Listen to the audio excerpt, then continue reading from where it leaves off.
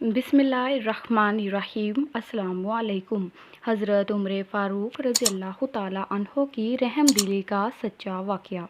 दो नौजवान उमर रज़ी अल्लाह ताला अन्हो की महफ़िल में दाखिल होते ही महफ़िल में बैठे एक शख्स के सामने जाकर खड़े हो जाते हैं और उसकी तरफ उंगली करके कहते हैं, या उमर, ये है वो शख्स। उमर रज़ी अल्लाह ताला अन्हो उनसे पूछते हैं कि क्या किया है इस शख्स ने। या अमीरुल मोमिनीन, इसने हमारे बाप को कत्ल किया है। उमर रज़ी अल्लाह ताला अन्हो पूछते हैं, क्या कह रहे हो, इसने तुम्हारे बाप को कत्ल किया है। उमर रज़ी अल्लाह ताला अन्हो इस शख्स से मुखातिब होकर पूछते हैं, क्या तूने इनके बाप को कत्ल किया है। वो शख्स कहता है, हाँ अमीरुल मोमिनीन, मुझसे कत्ल हो गया है इनका बाप। उमर रज़ी अल्लाह ताला अन्हो पूछते हैं, किस तरह कत्ल हुआ है।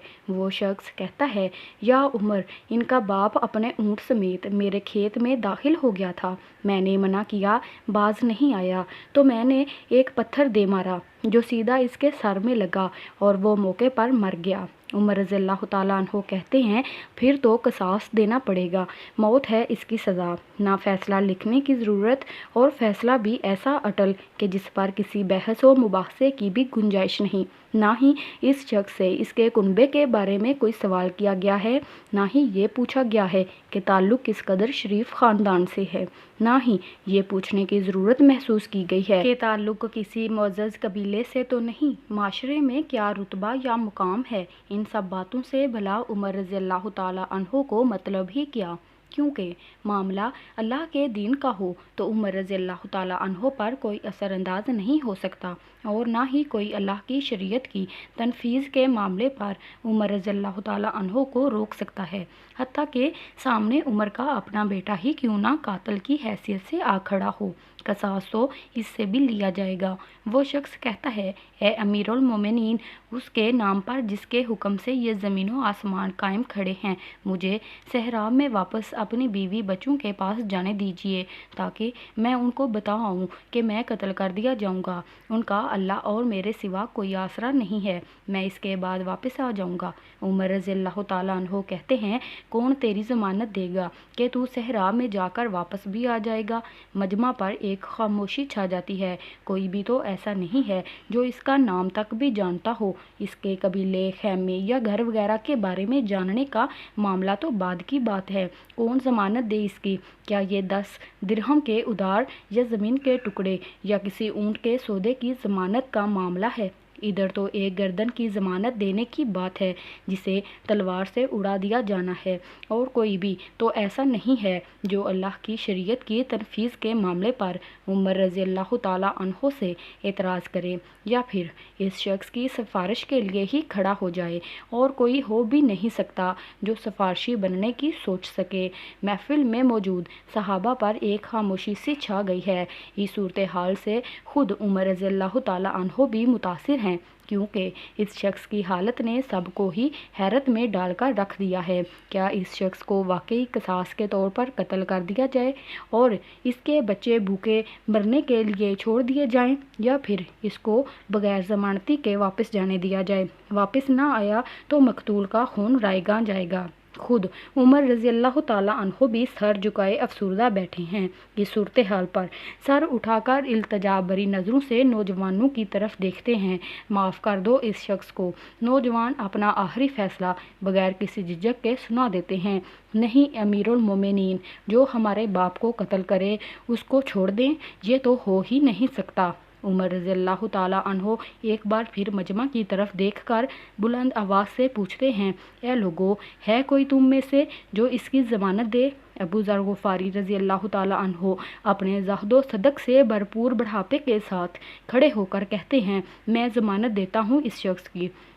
उमर रज़ी अल्लाह ताला अन्हो कहते हैं, अबू ज़र, इसने कत्ल किया है। अबू ज़र रज़ी अल्लाह ताला अन्हो अपना अटल फ़ैसला सुनाते हैं, चाहे कत्ल ही क्यों न किया हो। उमर रज़ी अल्लाह ताला अन्हो जानते हो इसे। अबू ज़र रज़ी अल्लाह ताला अन्हो कहते हैं कि नहीं जानता। उमर रज़ी अल्लाह ताला अन्हो कहते हैं कि तो फिर किस तरह ज़मानत दे रहे हो। अबू ज़र रज़ी अल्लाह ताला अन्हो कहते हैं कि मैंने इसके चेहरे पर मोमनों की सिफ़ात देखी हैं और मुझे ऐसा लगता है कि ये झूठ नहीं बोल रहा। इंशाअल्लाह ये लौट कर वापस आ जाएगा। उमर रज़ी अल्लाह ताला अन्हो عنہ کہتے ہیں کہ ابو ذر دیکھ لو، اگر یہ 3 دن میں لوٹ کر نہ آیا تو مجھے تیری جدائی کا صدمہ دیکھنا پڑے گا۔ ابو ذر رضی اللہ تعالیٰ عنہ اپنے فیصلے پر ڈٹے ہوئے جواب دیتے ہیں، امیر المومنین پھر اللہ مالک ہے۔ عمر رضی اللہ تعالیٰ عنہ سے 3 دن کی مہلت پا کر وہ شخص رخصت ہو جاتا ہے، کچھ ضروری تیاریوں کے لیے، بیوی بچوں کو الوداع کہنے اور اپنے بعد ان کے لیے کوئی راہ دیکھنے کے لیے، اور پھر اس کے بعد قصاص کی ادائیگی کے لیے قتل کیے جانے کی گھر سے لوٹ کر واپس آنے کے لیے، اور پھر 3 راتوں کے بعد۔ عمر رضی اللہ تعالیٰ عنہ بھلا کیسے اس امر کو بھلا پاتے؟ انہوں نے تو ایک ایک لمحہ گن کر کاٹا تھا۔ عصر کے وقت شہر میں الصلاۃ جامعہ کی منادی پھر جاتی ہے، نوجوان اپنے باپ کا قصاص لینے کے لیے بے چین، اور لوگوں کا مجمع اللہ کی شریعت کی تنفیذ دیکھنے کے لیے جمع ہو چکا ہے۔ ابو ذر رضی اللہ تعالیٰ عنہ بھی تشریف لاتے ہیں اور آ کر عمر رضی اللہ تعالیٰ عنہ کے سامنے بیٹھ جاتے ہیں۔ عمر رضی اللہ تعالیٰ عنہ سوال کرتے ہیں، کدھر ہے وہ آدمی؟ ابو ذر رضی اللہ تعالیٰ عنہ مختصر جواب دیتے ہیں، مجھے کوئی پتہ نہیں ہے یا امیر المومنین۔ ابو ذر رضی اللہ تعالیٰ عنہ آسمان کی طرف دیکھتے ہیں، جدھر سورج ڈوبنے کی جلدی میں معمول سے زیادہ تیزی کے ساتھ جاتا دکھائی دے رہا ہے۔ محفل میں ہو کا عالم ہے، اللہ کے سوا کوئی نہیں جانتا کہ آج کیا ہونے جا رہا ہے۔ یہ سچ ہے کہ ابو ذر رضی اللہ تعالیٰ عنہ عمر رضی اللہ تعالیٰ عنہ کے دل میں بستے ہیں۔ عمر رضی اللہ تعالیٰ عنہ سے ان کے جسم کا ٹکڑا مانگے تو عمر رضی اللہ تعالیٰ عنہ دیر نہ کریں، کاٹ کر ابو ذر رضی اللہ تعالیٰ عنہ کے حوالے کر دیں۔ لیکن ادھر معاملہ شریعت کا ہے، اللہ کے احکامات کی بجا آوری کا ہے، کوئی کھیل تماشا نہیں ہونے جا رہا، نہ ہی کسی کی حیثیت یا صلاحیت کی پیمائش ہو رہی ہے۔ حالات و واقعات کے مطابق نہیں، اور نہ ہی زمان و مکان کو بیچ میں لایا جاتا ہے۔ قاتل نہیں آتا تو ضامن کی گردن جاتی نظر آ رہی ہے۔ مغرب سے چند لحظات پہلے وہ شخص آ جاتا ہے۔